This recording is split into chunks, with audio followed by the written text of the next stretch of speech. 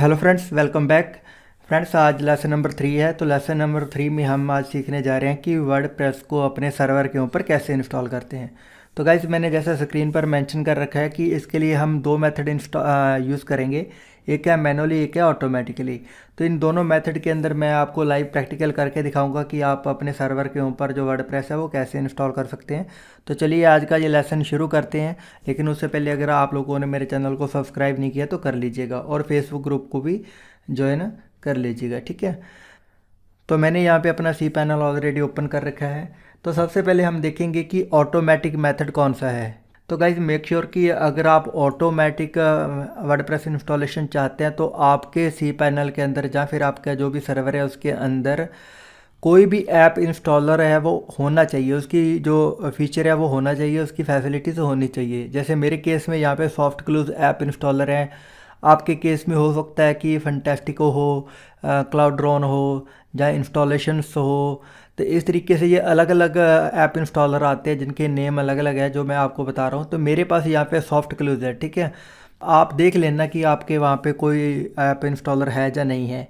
अगर है तो वेल एंड गुड, आप उसमें ये जाके काम कर सकते हैं। अगर नहीं है तो फिर ये जो ऑटोमेटिक मेथड है ये आप लोगों के लिए नहीं है, फिर आप इसको सिर्फ मैनुअली ही इंस्टॉल कर सकते हो। तो चलिए पहले मैं आप लोगों को फटाफट करके दिखाता हूँ कि आपने ऑटोमेटिक इंस्टॉलेशन कैसे करनी है। तो मेरे सॉफ्ट क्लूज ऐप इंस्टॉलर के अंदर यहाँ पे मुझे वर्डप्रेस इंस्टॉल करने का ऑटोमेटिक फीचर दिया गया है। मैं इस पर क्लिक करूँगा तो आप देख सकते हैं कि यहाँ पे वर्डप्रेस इंस्टॉलेशन का फीचर है वो ओपन हो चुका है, ठीक है। यहाँ पे इंस्टॉल नाउ का बटन आ रहा है, यहाँ पे माई ऐप्स आ रहा है, यहाँ मैनेज प्लगइन थीम आ रहा है, और यहाँ पे कुछ ऑलरेडी जो मेरे इंस्टॉल्ड है वर्जन उनकी इन्फॉर्मेशन आ रही है, ठीक है। तो यहाँ पे इंस्टॉल नाउ पे क्लिक करेंगे। इंस्टॉल नाउ पे क्लिक करने के बाद जो आपको यहाँ पे इन्फॉर्मेशन दी जाती है आपने उसको केयरफुली रीड करना है, वॉच करना है। तो यहाँ पे फर्स्ट जो टॉपिक होता है वो होता है सॉफ्टवेयर सेटअप का, कि आप कौन सा वर्जन इंस्टॉल करना चाहते हैं। तो यहाँ पे कुछ आपको लेटेस्ट और कुछ आउटडेटेड वर्जन दिए जाते हैं। आप जो भी वर्जन सेलेक्ट करोगे उसके अकॉर्डिंग आपका जो वर्डप्रेस है वो इंस्टॉल हो जाएगा।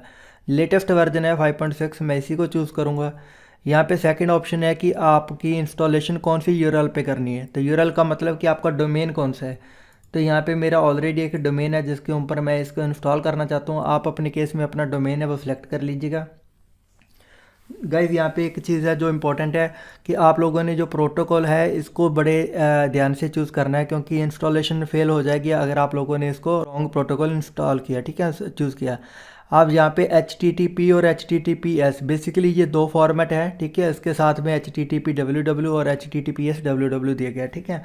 अगर आप लोगों ने पहले ही ऑलरेडी अपने डोमेन के साथ SSL इंस्टॉल कर रखा है तो आप HTTPS भी चूज़ कर सकते हैं, ठीक है।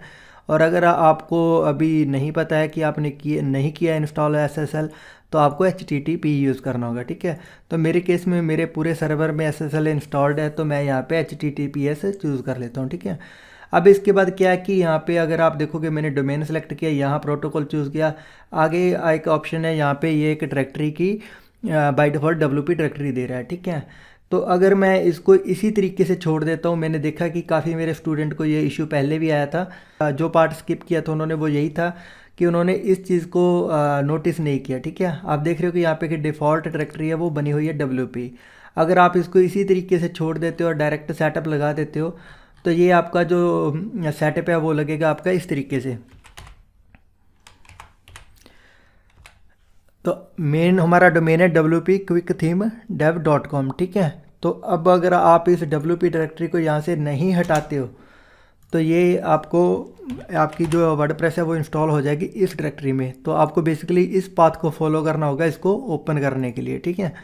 तो इसलिए मेक श्योर कि आप इसको रिमूव कर दें। यहाँ पे बिल्कुल ब्लैंक होना चाहिए ताकि आपको यहाँ पे आपका मेन डोमेन है उसी में आपकी डायरेक्ट वर्डप्रेस की इंस्टॉलेशन हो जाए। उसके बाद यहाँ पे साइट सेटिंग्स है तो उसमें आपने सिर्फ खाली देना है अपना माई वेबसाइट लिख देता हूँ, कुछ भी अपनी वेबसाइट का नाम दे दीजिए। डिस्क्रिप्शन में सेम ही रख देता हूँ क्योंकि मैं डेमो के लिए बना रहा हूँ। तो यहाँ है एडमिन अकाउंट कि आपकी वेबसाइट का लॉगिन पासवर्ड क्या होगा। तो आप अच्छे से इसको अच्छा स्ट्रॉन्ग पासवर्ड यूज़र नेम रखिएगा। मैं भी डेमो पर्पज़ के लिए बना रहा हूँ तो मैं यहाँ पे डेमो यूज़र रख देता हूँ एडमिन, और पासवर्ड का मैं कोई भी चूज़ कर लेता हूँ, लाइक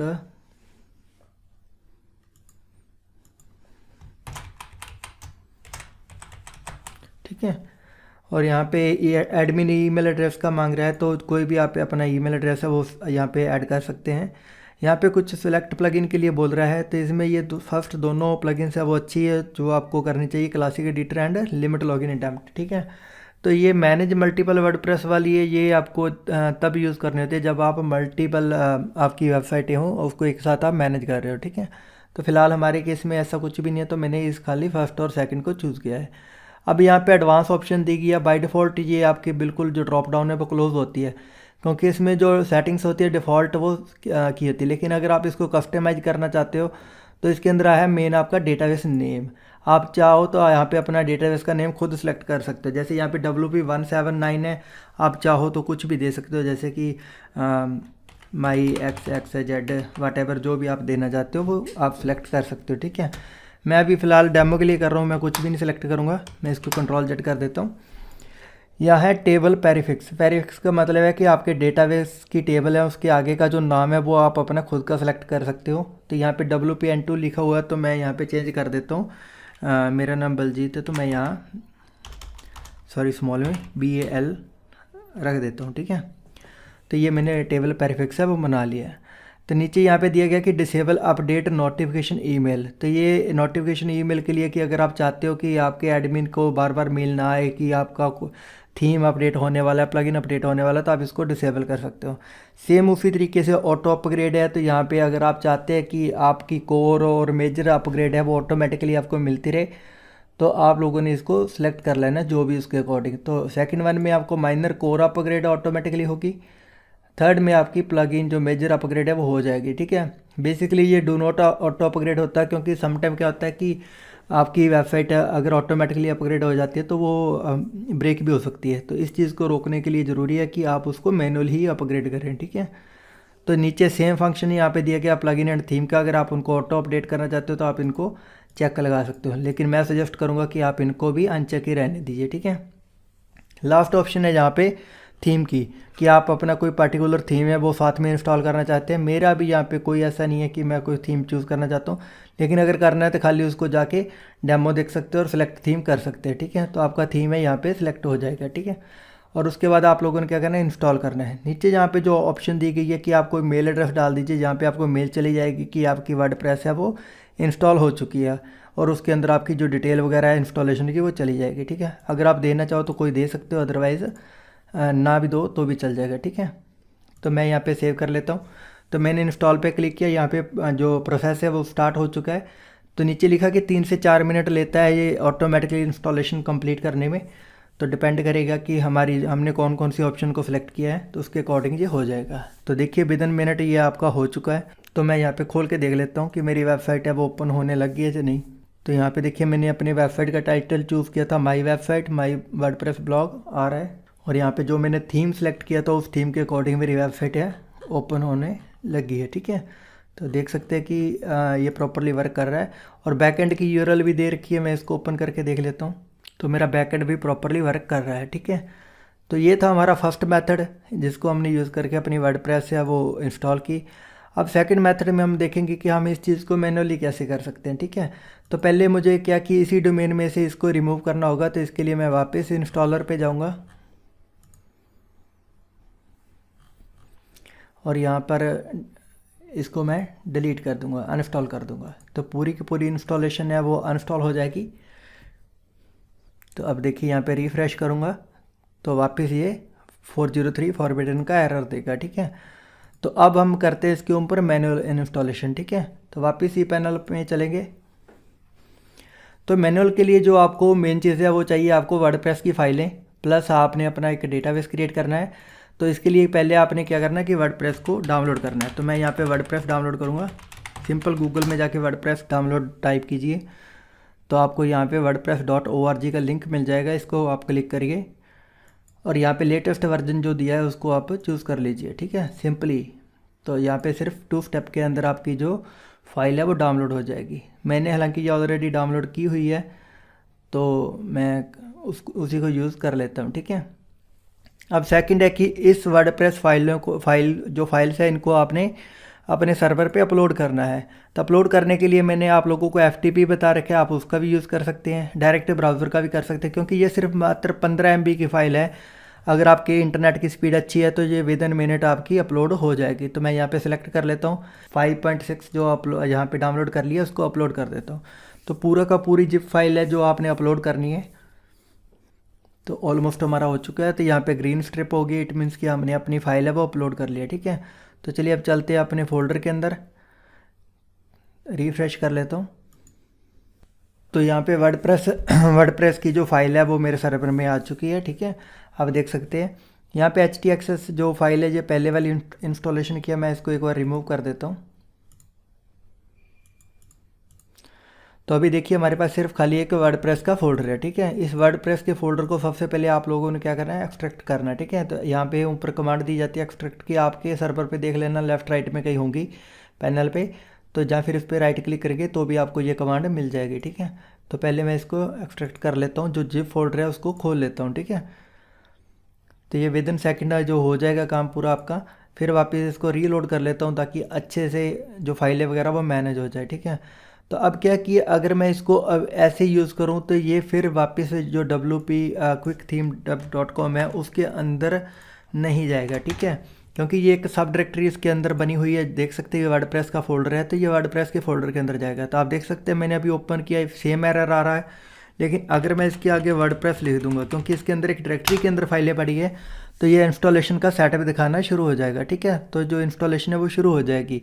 तो हमें करना क्या है कि हमें जो वर्डप्रेस है वो मेन फोल्डर के अंदर इंस्टॉल करनी है। तो इसके लिए पहले आप अपने फोल्डर को ओपन करोगे, सेलेक्ट ऑल करोगे और इसको मूव करोगे मेन फोल्डर में। तो यहाँ पे जो वर्डप्रेस डायरेक्टरी है मैं इसको आगे से हटा देता हूँ और ये स्लैश भी हटा देता हूँ। तो हमारा मेन फोल्डर कौन सा है, WP QuickTheme.com। ठीक है, तो मैं अब इसको मूव की कमांड देता हूँ, तो ये वापस मूव होके मेरी मेन डायरेक्टरी में आ जाएगा।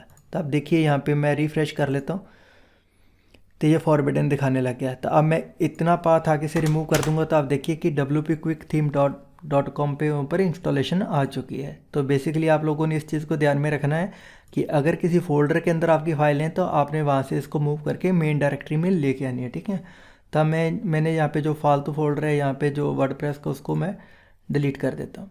तो अभी जो हमारे पास फाइलें ये कंप्लीट वर्डप्रेस की फाइलें हैं और यहाँ पे सेटअप आ चुका है। तो आप लोगों ने लैंग्वेज सेलेक्ट करनी है, कंटिन्यू करना है। तो ये आप लोगों को यहाँ पे इंस्ट्रक्शन दे रहा है कि इंस्टॉलेशन के लिए आप लोगों को किन किन चीज़ों की ज़रूरत है। तो डेटाबेस के अंदर यूज़र नेम की, पासवर्ड की और होस्ट की। ठीक है, तो चलिए हम इसको लेट्स गो करते हैं। तो सबसे पहले ये मांग रहा है हमसे हमारा डेटाबेस नेम। तो डेटाबेस के लिए क्या करना पड़ेगा, पहले हमें एक डेटाबेस क्रिएट करना पड़ेगा। तो क्रिएट करने के लिए हमें सी पैनल पे आएंगे, वापस यहाँ पे MySQL डेटाबेस के ऊपर क्लिक करेंगे। ठीक है, तो MySQL डेटाबेस पे क्लिक करने के बाद यहाँ पे क्रिएट न्यू डेटाबेस की ऑप्शन है। तो मैं यहाँ पे कोई भी डेटाबेस है वो क्रिएट कर लेता हूँ। तो मैं यहाँ पे करूँगा WP My Demo नाम से मैंने एक डेटाबेस है वो क्रिएट कर लिया। ठीक है, देखिए मेरा डेटाबेस क्रिएट हो चुका है WP My Demo। तो मैं इसको कॉपी कर लेता हूँ नेम को और यहाँ पे देखिए WP ओके। तो ये सेकंड पेज पे चला गया, मैं 1 मिनट इसको थोड़ा लार्ज कर लेता हूँ। तो देखिए यहाँ पे WP My Demo नाम से आ रहा है। ठीक है, तो अब क्या करेंगे कि इसको मैं पहले इस इन्फॉर्मेशन को यहाँ पे सबमिट कर देता हूँ। तो मेरे डेटाबेस का नाम है WP My Demo। अब चलते हैं कि अब मैंने अपना डेटाबेस तो बना लिया है। डेटाबेस हमें सेकंड किस चीज़ की ज़रूरत है, यूज़र नेम की। तो अब हमें क्या करना है, एक यूज़र असाइन करवाना है, बनाना है। ठीक है, तो यहाँ पे मैं एक नया यूज़र क्रिएट कर लेता हूँ। इसका नाम मैं थोड़ा अलग रख देता हूँ, WPP My यूज़र। ठीक है, तो मैंने ये नाम इसको दे दिया है। थोड़ा यूनिक और थोड़ा हार्ड रखिएगा ताकि किसी को ये एक्सेस करने में ईजी ना हो। ठीक है, तो पासवर्ड जनरेटर की हेल्प से मैं एक पासवर्ड जनरेट कर लेता हूँ और इसको यूज़ कर लेता हूँ। ठीक है, तो अब मेरे पास क्या एक पासवर्ड आ चुका है, तो मैं इसको डायरेक्ट कॉपी कर देता हूँ ताकि मैं भूल ना जाऊँ और यहाँ पे क्रिएट यूज़र कर देता हूँ। क्रिएट यूज़र करने के बाद मेरे पास एक यूज़र नेम भी आ चुका है, तो मैं इसको भी कॉपी कर लेता हूँ और वापस यूज़र नेम में सबमिट कर देता हूँ। तो देखिए ऑलमोस्ट हमारे पास जो एक्सेस है वो आ चुकी है, डेटाबेस की भी आ चुकी है, यूज़र नेम की आ रही है, पासवर्ड की भी हो चुकी है। तो हम रेडी है अपनी वर्डप्रेस का इंस्टॉलेशन कंप्लीट करने के लिए। लेकिन उससे पहले आप लोगों को करना क्या है कि आपके डेटाबेस के अंदर, यहाँ पे देखिए, आपके डेटाबेस के अंदर आप लोगों को आपने अपना जो यूज़र है वो असाइन करवाना है। तो देख सकते हैं यहाँ पे आपका डेटाबेस है, लेकिन ये बिल्कुल ब्लैंक है, इसके अंदर कोई भी यूज़र है वो असाइन नहीं है।